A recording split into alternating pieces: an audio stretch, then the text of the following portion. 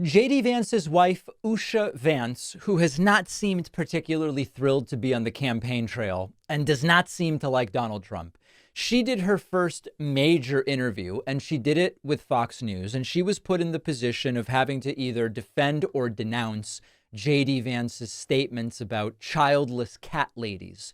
And she did defend it and sort of writes it off as a quip and says he cares so much about parenting and blah, blah, blah. Now, as some of you know, I'm convinced Usha Vance is not happy with any of this.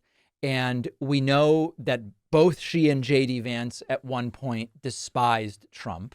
We are put in a position to supposedly be told that J.D. Vance has done a 180. And now the question is, has Usha Vance done a 180 on Donald Trump? From her demeanor on the campaign plane and at campaign stops, she seems absolutely miserable. But she did, to her credit, she did put on a sort of happy face here in this Fox News interview and claims everything's great and everything her husband has said is fantastic. Now, I was watching closely to see whether she would blink hostage or torture in Morse code with her eyes during the interview. My Morse code isn't great, but I don't think she did. But let's take a look at a little bit of this. And here she is defending J.D. Vance's childless cat ladies comment. There are a few comments that are out there that I have to ask you about. In 2021, J.D. said, "We are effectively run by a bunch of childless cat ladies, taking aim at government leaders who don't have children." What was your reaction? Well, I mean, I took a moment to look and actually see what he had said and try to understand what the context was and all that, which is something that I really wish people would do a little bit more often. The context, folks, it makes it all good. And the reality is, he made a quip in service of making a point that he wanted to make that was substantive, and it had actual meaning.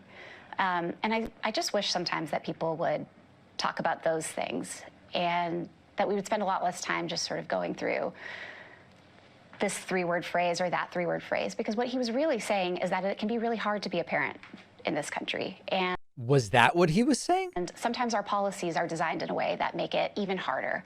And we should be asking ourselves, why is that?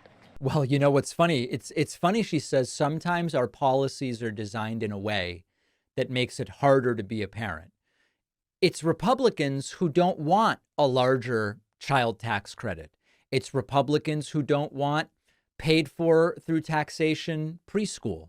It's Republicans who don't want paid family leave. It's many Republicans who don't want paternal leave. It doesn't make any sense. I mean, if that were the case, then J.D. Vance's politics should be completely different. True.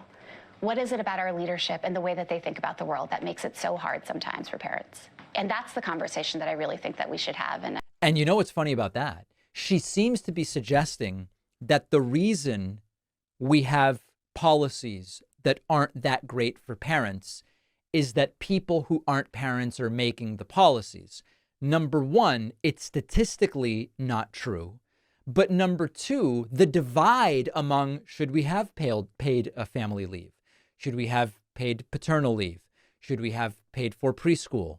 Should we have paid for, even free school lunch they've been opposed to since the pandemic has started to wane.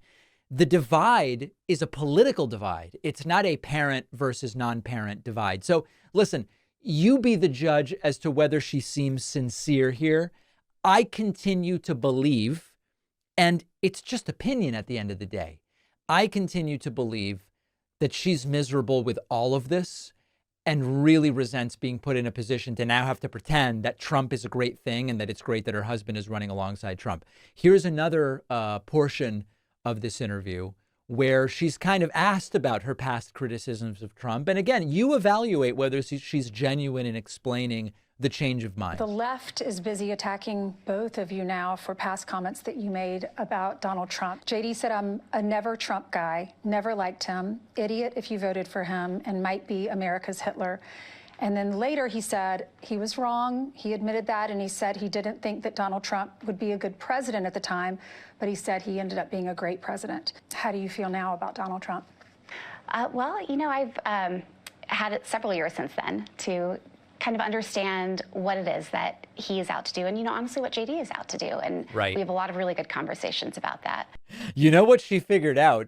Donald Trump is out to make my husband the vice president. That's the really good conversation they've had. Listen, Usha, we both have despised this guy for years. He's a moron. He's an idiot. He could be America's next Hitler. But it would be really good for us personally if I became the vice president. Well, I'm sold, JD. I've done a 180.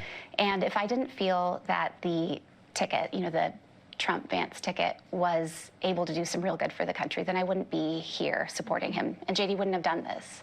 Yeah. And of course, that can very much be interpreted to mean the way in which I don't have to believe anything positive about Trump. I just think the country's better off if my husband is the VP rather than my husband is not the VP, regardless of who's at the top of the ticket. So I know I'm projecting my view onto this. She is wording everything so carefully and combining her attitude at campaign stops, the past comments, J.D. Vance's past comments. It seems obvious to me that she hates all of this. And the only kernel of an interest that she has is that her husband becoming vice president puts her husband one heartbeat away from being president of the United States. I want to hear from you. Has she really changed her mind or not?